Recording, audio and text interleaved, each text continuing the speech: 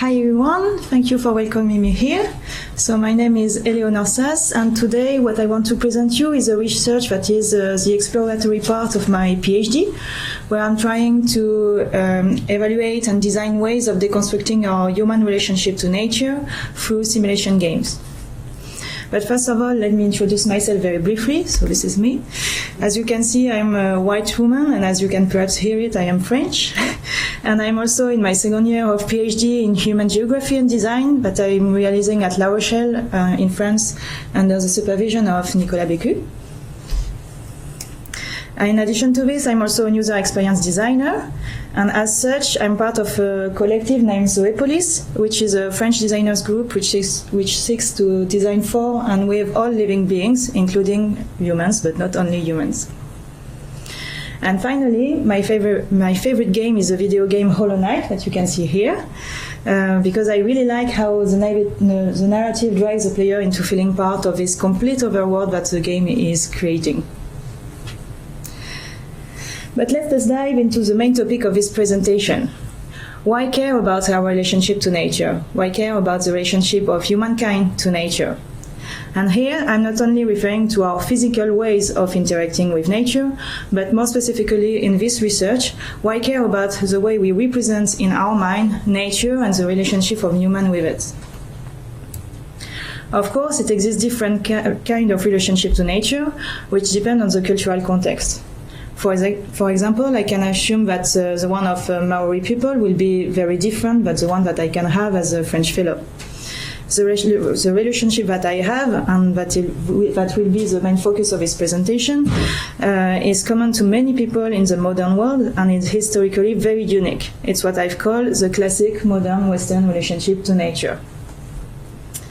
Said otherwise, it's one relationship possible to nature, which appeared around the 17th century in Europe and has now spread across the majority of human society through globalization. Today, it is so common that we tend to forget about it, even if it's one of the main causes of the Anthropocene era. This is why we can say that this relationship to nature has become a sort of conceptual prison that we tend to forget, and that prevents us from considering other human-nature relationship possibles and other ecological solutions related.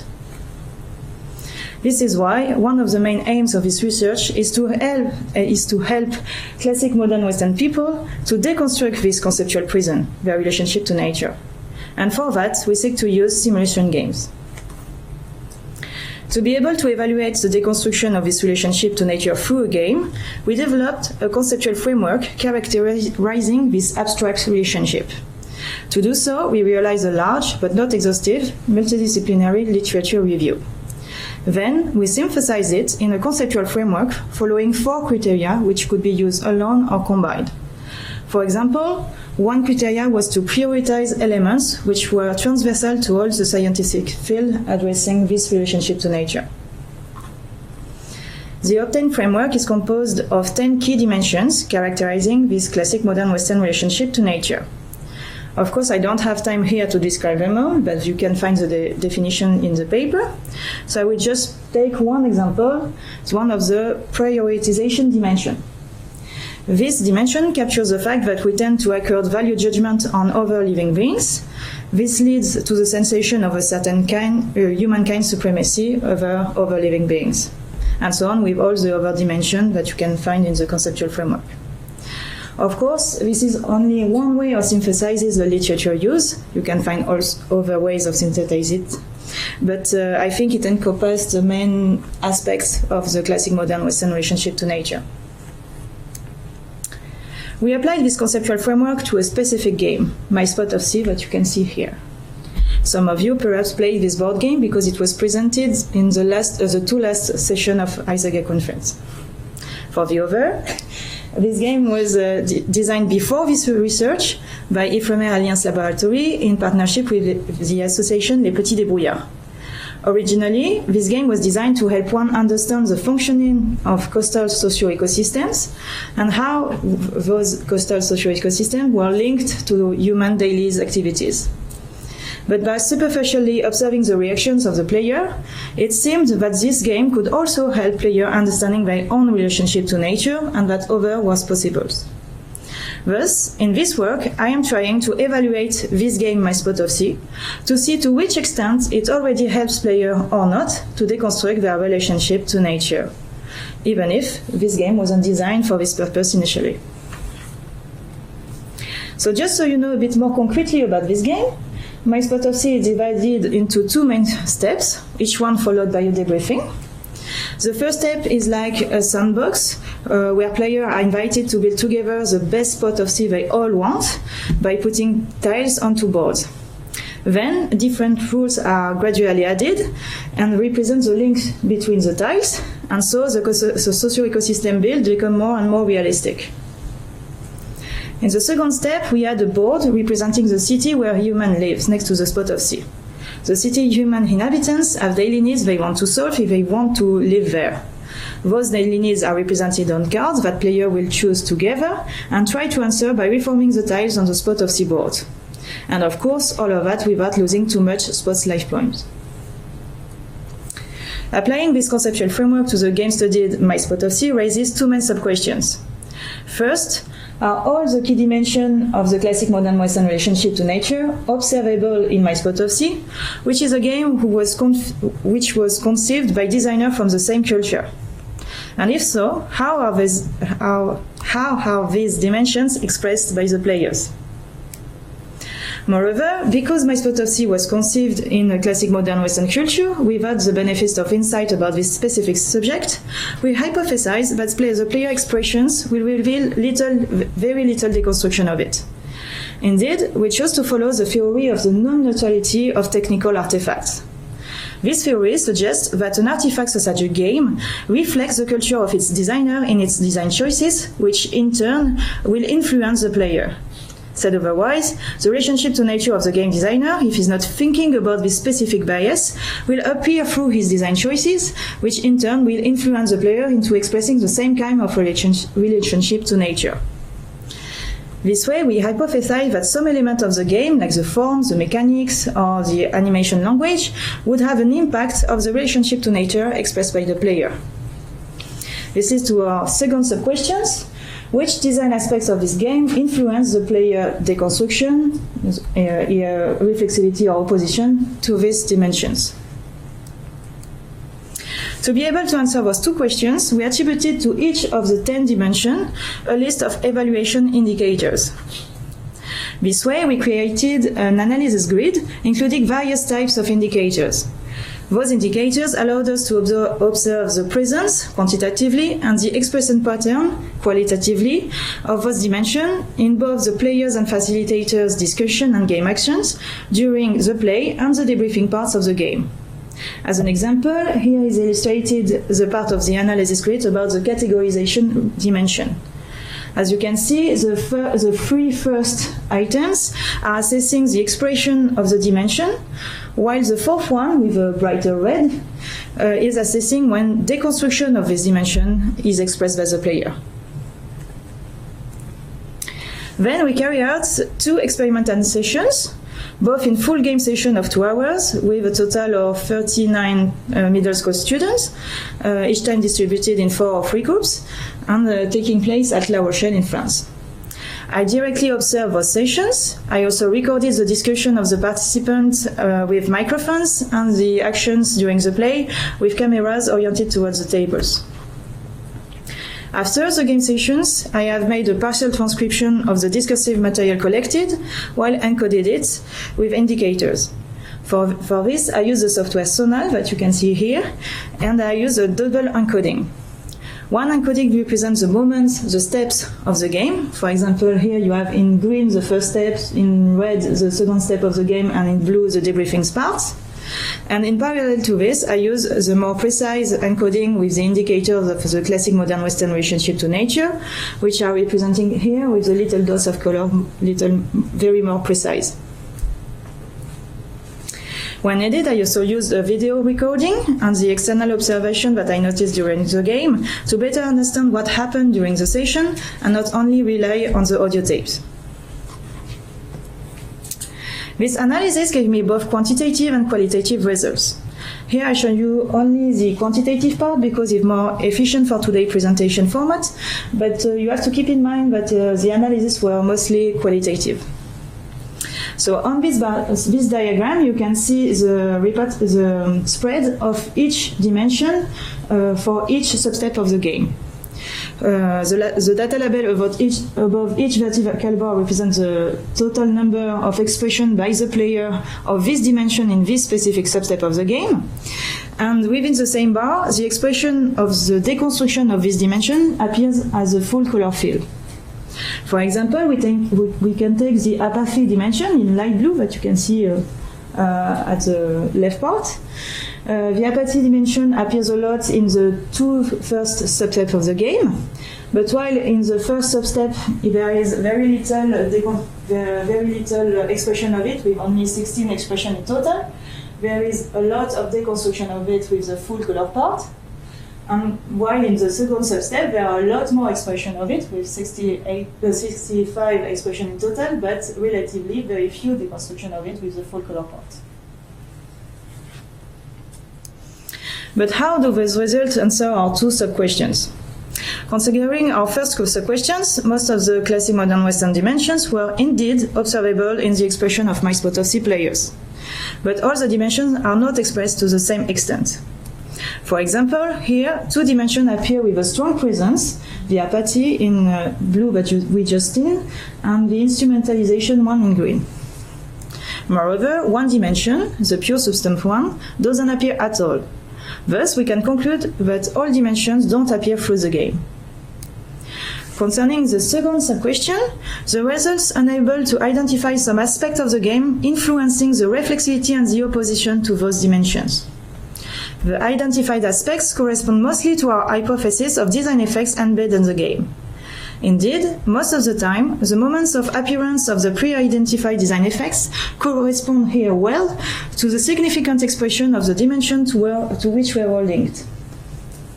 For example, the rise of the green bar representing the instrumentalization dimension coincides with the adding of a rule, which is to link tiles together in a context with very little space on the board.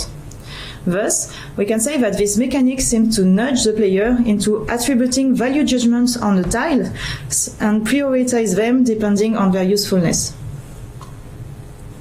Another example, more general, is that the only moments where there is a majority of deconstruction expression within a dimension are the two first substeps of the game, corresponding to the freest play moments. It's almost as if the adding of rules and mechanics nudges the player into expressing less deconstruction that they could initially want to express.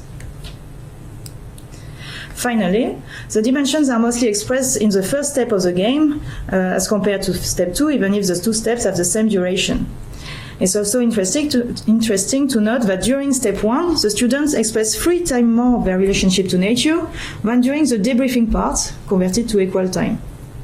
Thus, based on our results, when it comes to considering our relationship to nature, a free play moment seems to be more effective than a debriefing phase, even though it may appear counterintuitive. This way, these results suggest that the first step of the game is the most relevant for making players express their relationship to nature, even if it's not necessarily by expressing deconstruction of it. Overall, interpreting those results leads to conclude that the current version of My Spot of C does not encourage players to express deconstruction of their classic modern Western relationship to nature.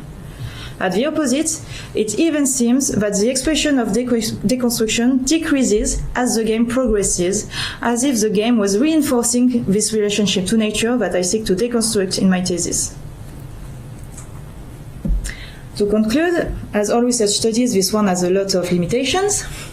Among them, I will mention here the fact that I mostly used players' discourse without taking into account other factors like facial expression, for example.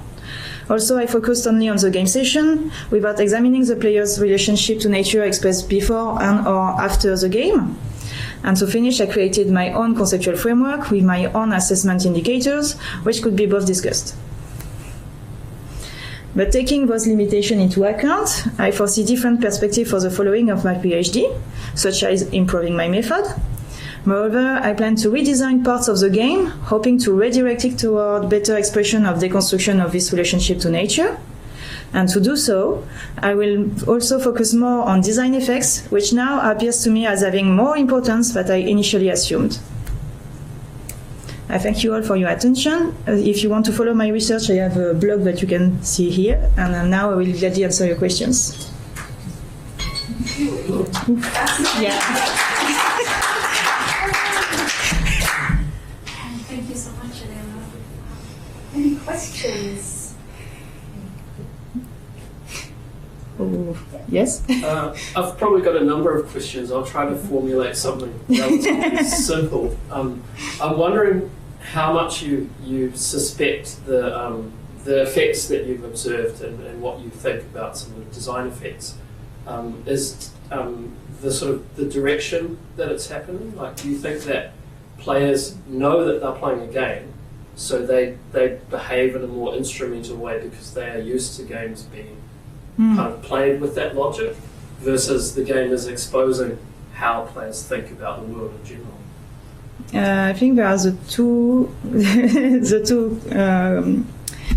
coexist. Yeah. Because of course the players are in the game, and some of them will be more experienced to game session and other less.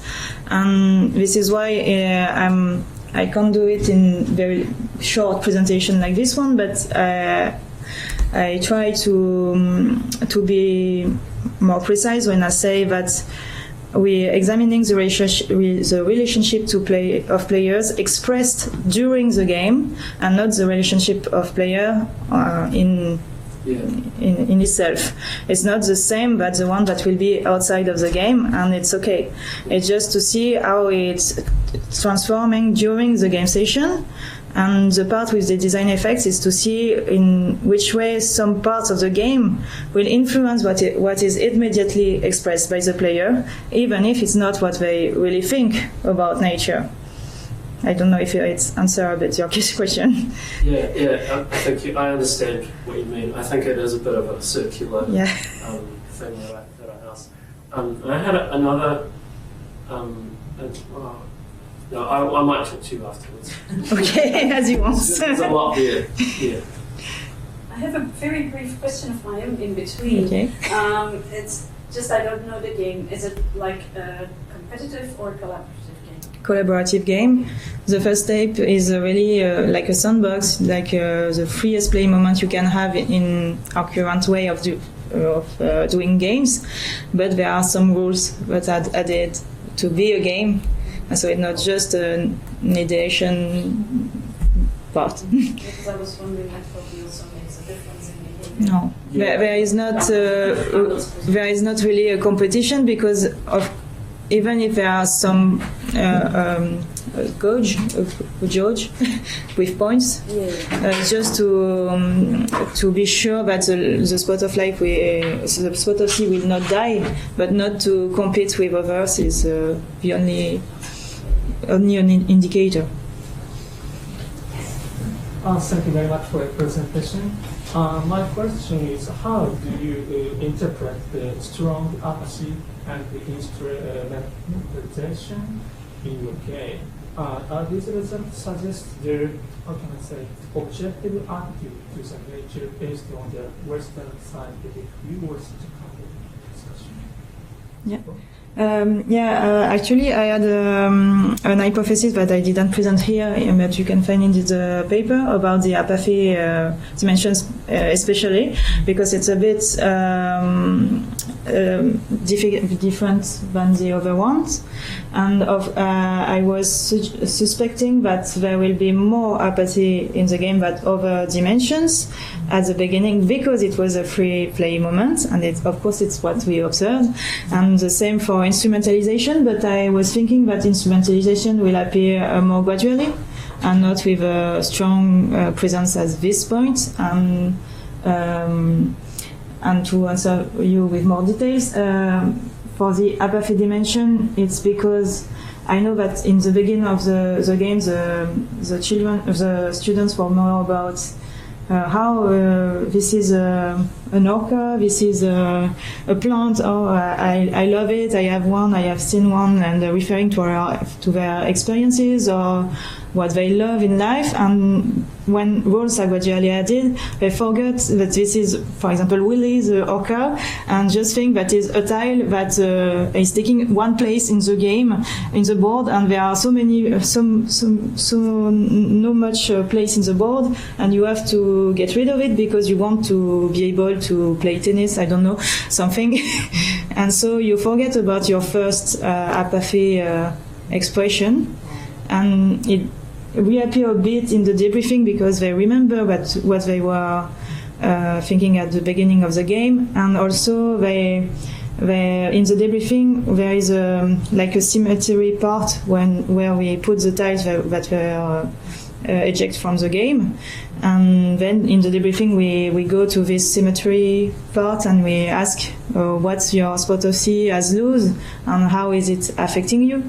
And because of this question, of course there will be a bit more apathy that will appear, but not so much as we were expecting more apathy to be expressed at this moment. Thank you.